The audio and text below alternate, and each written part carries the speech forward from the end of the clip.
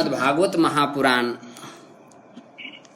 यह अत्यंत अलौकिक महापुराण है। जन्मांतरे भवेत पुण्यम तदा भागवतम लभेत। जन्मांतर में अनेक पुण्य किए हों तभी भागवत का सरस वक्ता के मुख से इसका श्रवण करने का सौभाग्य प्राप्त हो जाता है। श्रीमद् भागवत में 332 अध्याय है, 12 स्कंद है, 18,000 श्लोक है। इसका श्रीमद् भागवत नाम क्यों पड़ा? क्योंकि ये भगवान के द्वारा गाया गया है, भगवान के द्वारा कहा गया है, इसलिए इसका नाम श्रीमद् भागवत है। पुराण है क्योंकि पुराण होने पर भी ये नया है, और बाकी पुराणों को तो केवल पुराण नाम से कहा जाता है, शिव पुराण, स्कंद पुराण, देवी पुराण, लेकिन ये महाभागवत पुराण है।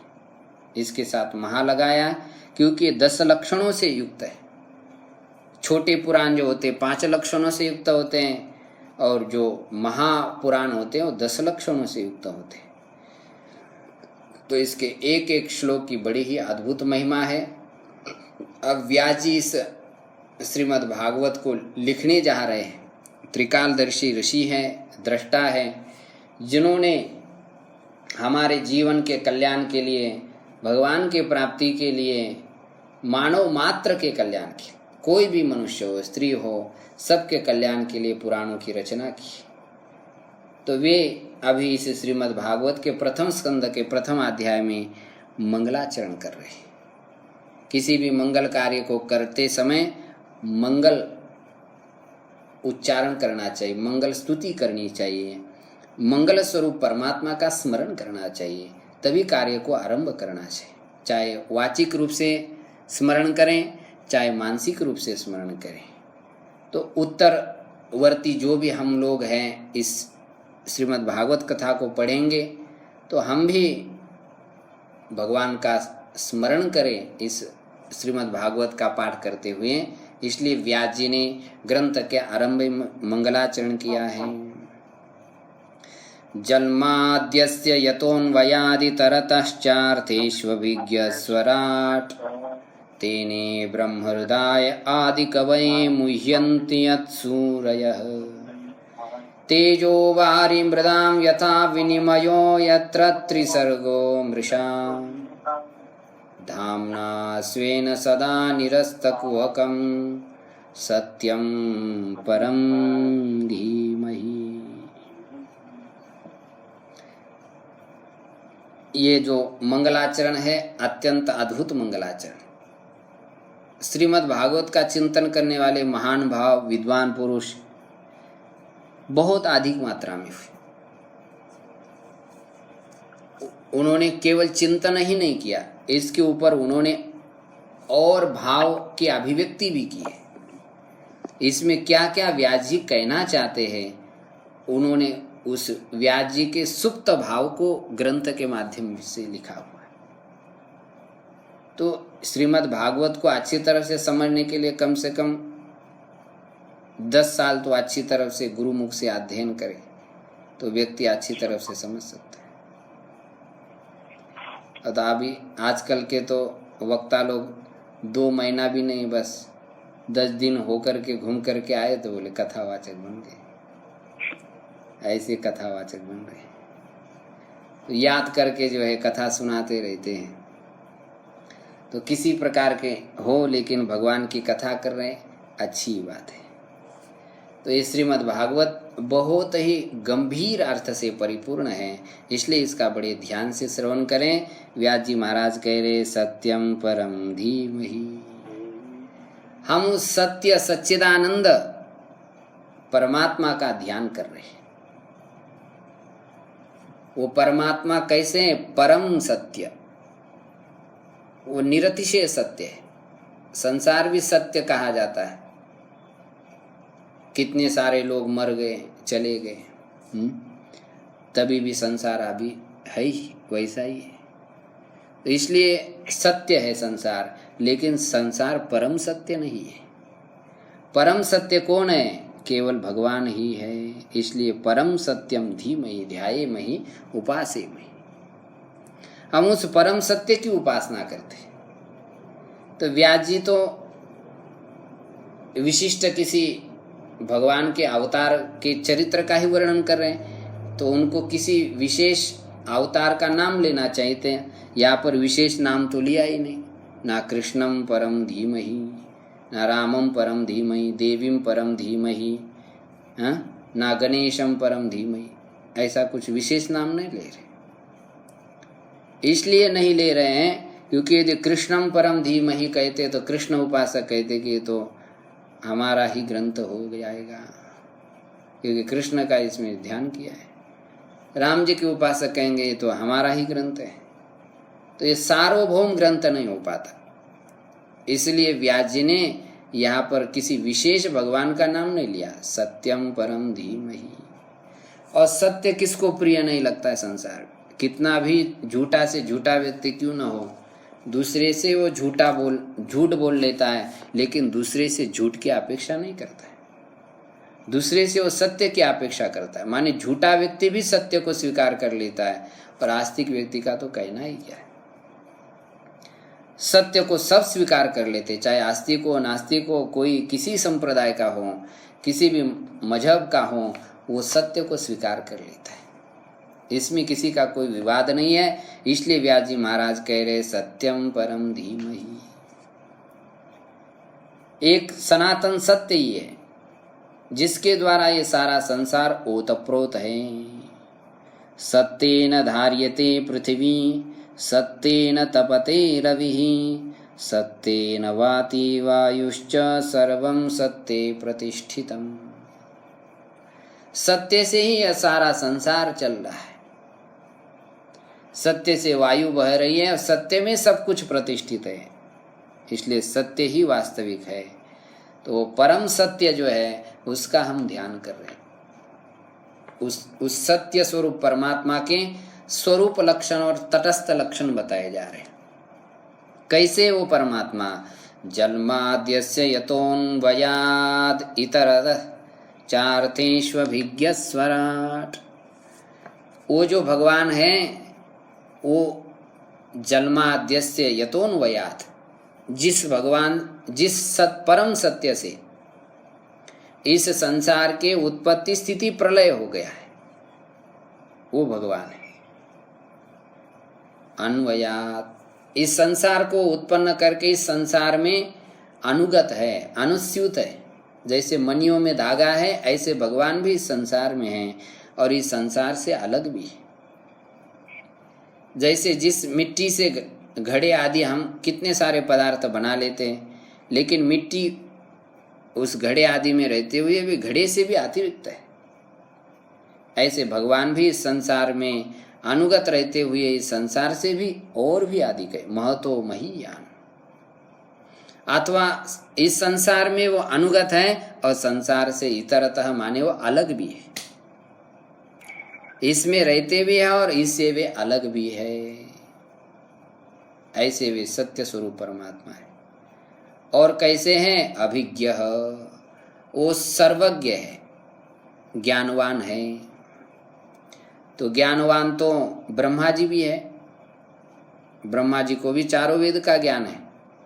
तो कहा दे स्वराट, वो जो परमात्मा है वो स्वराट है, माने उसका जो ज्ञान है वह स्वतः सिद्ध ज्ञान है, और ब्रह्मा जी का जो ज्ञान है वो दूसरे के द्वारा आया हुआ है। ब्रह्मा जी को ज्ञान किसने दिया है? उसी सत्य स्वरूप परमात्मा ने दिया। तेने ब्रह्म हृदय आदि कवि, आदि कवि ब्रह्मा जी को भी उस भगवान ने ही ज्ञान प्रदान कर दिया। बोले कैसा दिया?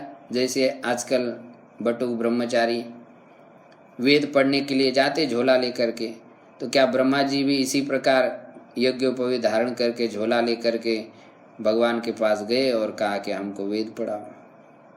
तो भगवान ने उनको वेद पढ़ाया। गणानां त्वा गणपतिगुं हवामहे, क्या इस प्रकार वेद पढ़ाया? तो नहीं। तेने ब्रह्म हृदय संकल्पेन तेने विस्तारितवान ब्रह्म वेदम। ब्रह्मा जी के मन में संकल्प से ही भगवान ने सारे वेद प्रकट कर दिए, इसलिए ब्रह्मा जी को पढ़ने जाने की जरूरत नहीं पड़ी। संकल्प से सारे वेद प्रकट कर दिए। वो वेद कैसे हैं? यत् सूरयः मुह्यन्ति, जिस वेद का अर्थ करते समय बड़े बड़े विद्वान लोग भी मोहित हो जाते हैं, क्योंकि वेद कहता एक है और उसका एक अभिप्राय अलग होता है। इसलिए वेद को समझना बड़े बड़े विद्वान के लिए भी बड़ा कठिन जाता है, मोहित हो जाते हैं लोग। जो अधिक जानकार नहीं रहते हैं वो यदि वेद को पढ़ते हैं तो वेद भगवान डरते हैं। बिभेति अल्पश्रुतात् वेदः अयं मां प्रतरिष्यति। अल्पश्रुत जो व्यक्ति होता है उससे वेद भगवान डरते हैं, इसलिए सबको वेद पढ़ने की अनुमति नहीं है। विशेष अधिकार संपन्न यदि कोई हो तो वेद पढ़े, नहीं तो वेद से अनर्थ हो जाता है। अपने मन मर्जी से कुछ भी अर्थ निकाल लेते।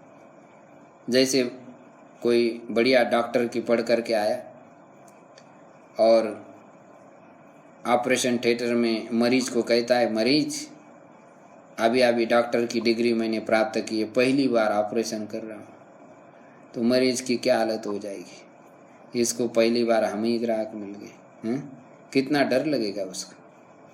इसी प्रकार जो वेद को ठीक से जानता ही नहीं, ठीक से उसके नियम जानता नहीं पढ़ने के, और वो यदि वेद पढ़ने लग जाता है तो वेद भगवान डरते हैं। इसलिए पहले अधिकार संपन्न होना पड़ता है, तभी वेद पढ़ना पड़ता है, तब वेद के अर्थ समझ में आ जाते। कई जगह पर काम्य कर्म बताए, लेकिन उस काम्य कर्म में न करने में वेद का तात्पर्य है। लेकिन अब वेद में कह दिए तो कोई आदमी मना थोड़ा करेगा, अरे वेद भगवान कह रहे, तो कह तो रहे हैं लेकिन उसका अभिप्राय और ही कुछ होता है। जैसे एक गांव में सेठ जी थे, उन सेठ जी को प्रतिदिन सुबह सुबह मांड पीने की बड़ी आदत, गरम गरम मांड पी लेते। पत्नी बढ़िया जो है, अब मांड कोई चीज़ ऐसी महंगी नहीं रहती है, दाल का ये चावल का पानी है। लेकिन एक दिन ऐसा हुआ कि सेठ जी को मिलने के लिए बहुत सारे लोग आए।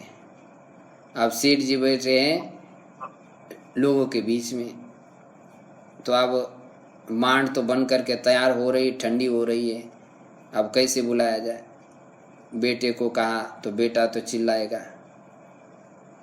कि पिताजी चलिए आप आ करके जो है मांड पी लीजिए, ठंडा होता जा रहा है।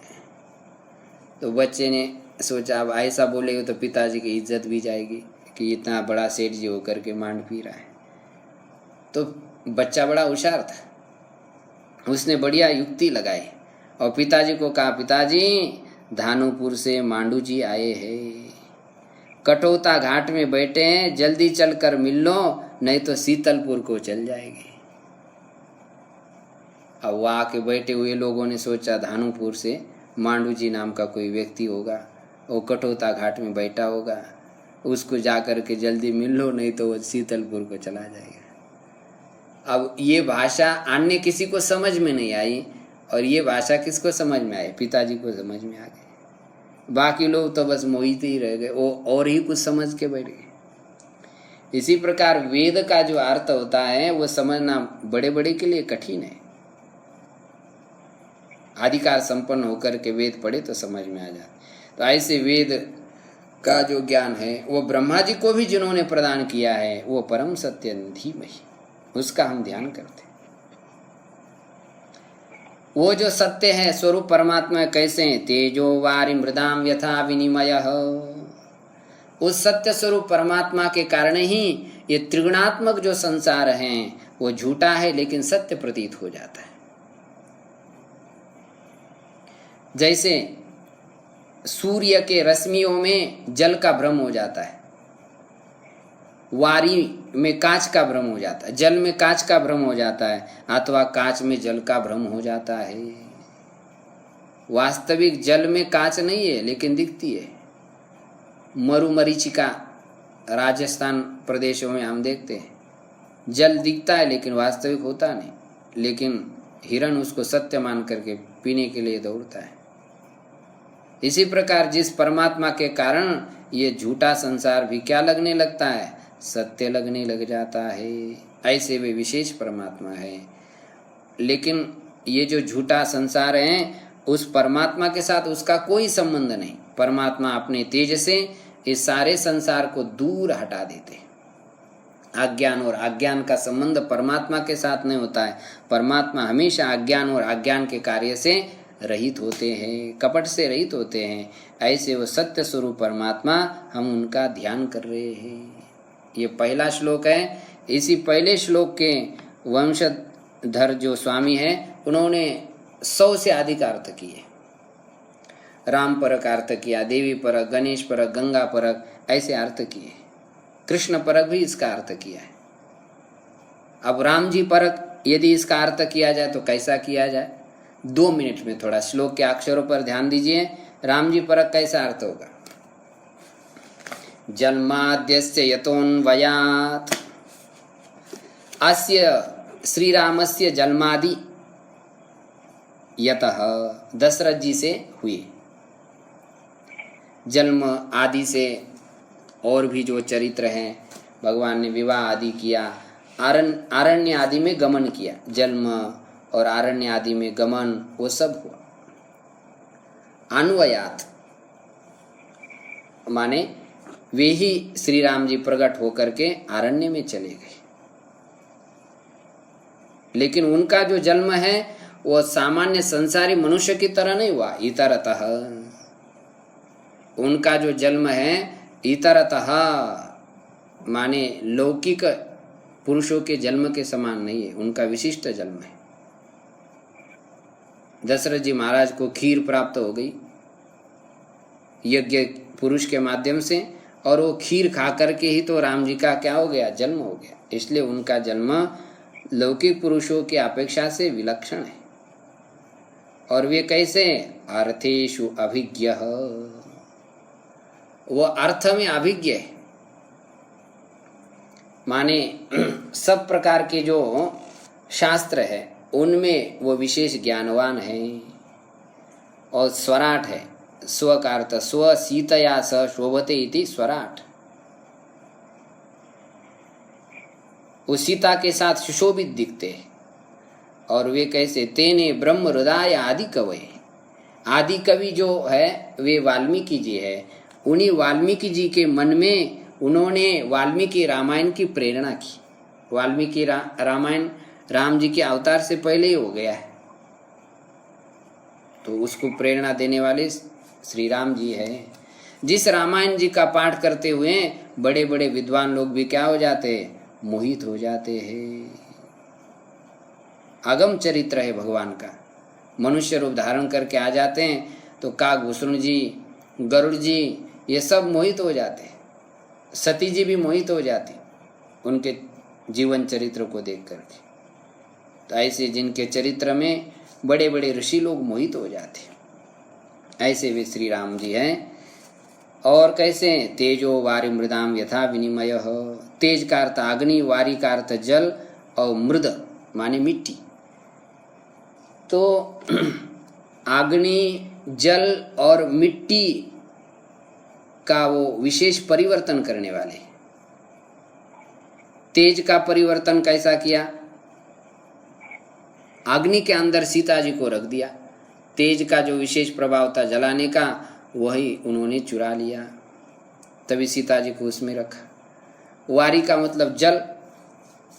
समुद्र के सामने किसी की चलती नहीं, भगवान ने जल के ऊपर अपना विशेष प्रभाव दिखाया, उसमें सेतु बनाया। 5 दिन के अंदर सेतु बनाया, सालों लग जाते सेतु बनाने के लिए नदियों के ऊपर। मृदाम, और मृद माने पत्थर। पत्थर को भी विलक्षण जिन्होंने बनाया, पत्थर के रूप में परिणत हुई जो अहिल्या थी, उस अहिल्या को पत्थर से भी जिंदा कर दिया। माने पत्थर में भी जिन्होंने चेतना स्थापित कर दी, ऐसे वे श्री राम जी हैं। यत्र त्रिसर्गो मृषा, जिनमें 3 सर्ग माने 3 सृष्टियां हैं।